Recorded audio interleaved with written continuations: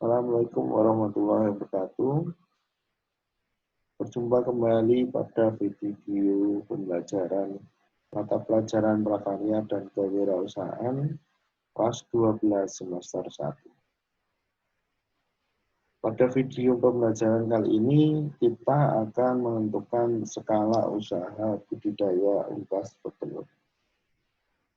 Setelah kita menentukan jenis unggas mana yang akan kita pelihara, kemudian kandang yang akan kita gunakan untuk budidaya unggas petelur. Tahapan selanjutnya adalah kita menentukan skala usaha kita. Kita ini mau melakukan budidaya unggas petelur skala besar atau dalam jumlah yang besar atau dalam jumlah yang kecil sesuai dengan kemampuan kita, karena kita mau melakukan budidaya tahap pemula. Nah, apa yang saja yang harus dilakukan ketika menentukan skala usaha budidaya telur, maka kita akan bahas ke tahap selanjutnya.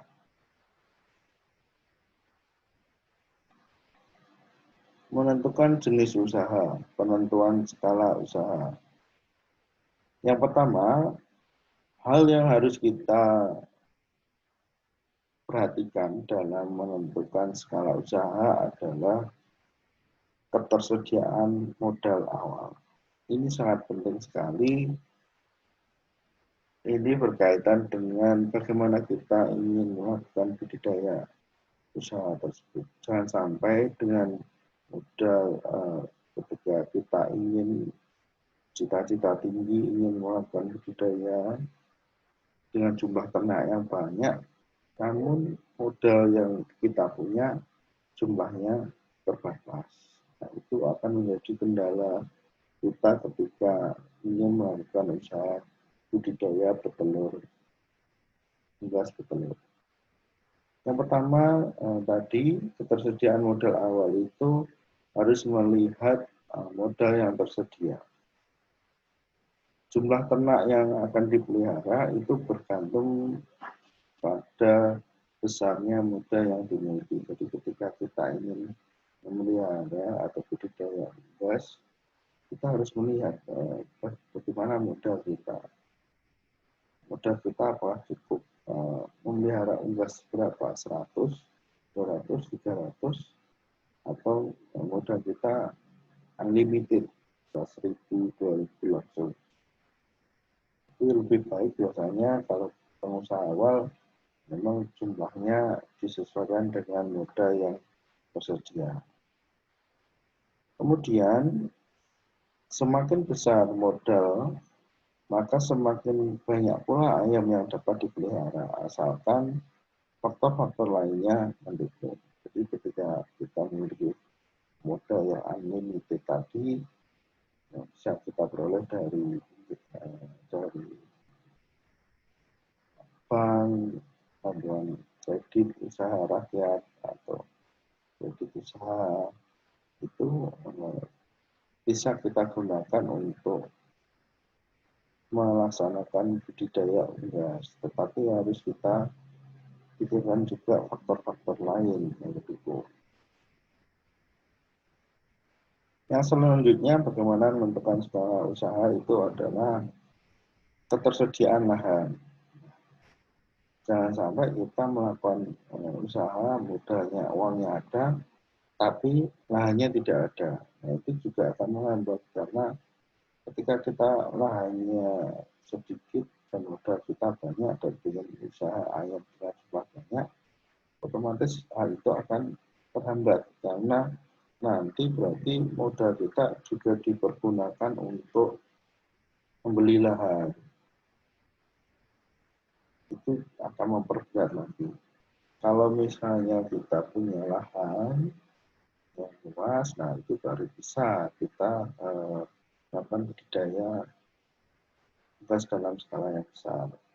Maka dalam menentukan skala usaha kita juga harus melihat lahan kita itu seberapa. Misalnya di belakang rumah tempatnya agak jauh, kemudian kita punya lahan 10 meter kali 20 meter atau 7 meter kali 10, berarti ya kita pandangnya harus menyesuaikan lahan itu.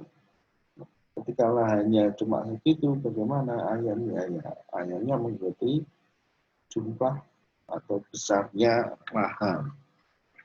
Nggak mungkin tuh kandang 7 kali 10 diisi 1000 ekor, kan nggak mungkin. Tentu saja jumlahnya ayamnya nanti akan populasinya akan terlalu banyak. Contohnya, nah ini biasanya kandang itu diletakkan di area yang jauh dari pemukiman, ini nggak ada pemukiman sama sekali, kemudian kandang ayamnya dibuat tinggi, dan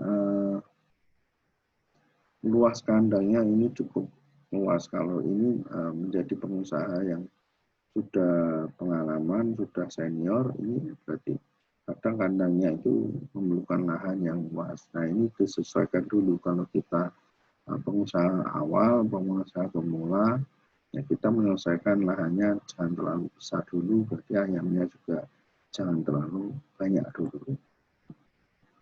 Yang selanjutnya adalah melihat kapasitas kandang dan perlengkapan. Ketika kita ingin menentukan skala usaha, kita harus melihat kapasitas kandang. Setelah lahannya tadi kita ukur, oh kandang dengan luas ini cukup untuk kandang jumlahnya tipe ini dengan jumlah seperti ini. Nah, ini kita harus melihat kapasitas kandangnya. Kemudian juga melihat perlengkapan yang ada di dalam kandang. Nah, ini berkaitan dengan modal. Kita memenuhi kandang, buat kandang itu berapa. Nah, tahu lahannya di kandangnya yang bisa kita buat berapa, berarti butuh uang berapa, fasilitasnya apa saja, tempat minumnya butuh berapa, tempat makannya butuh berapa, itu diperkirakan juga. Jadi itu cara kita menentukan skala usaha kita. Yang selanjutnya adalah efisiensi biaya produksi. Ini berkaitan dengan jumlah tenaga kerja dan penggunaan bahan lainnya.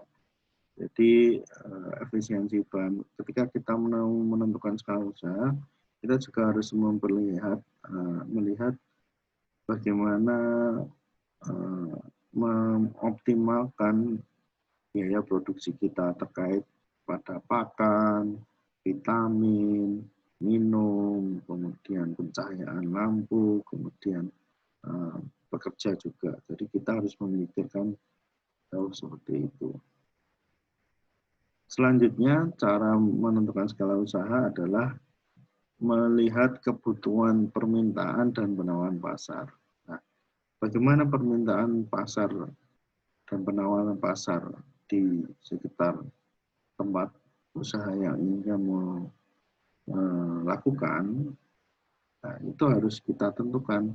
Misalnya, oh di daerah A permintaannya tinggi, penawarannya atau pensaingnya itu masih jumlah terbatas, otomatis peluangnya akan besar.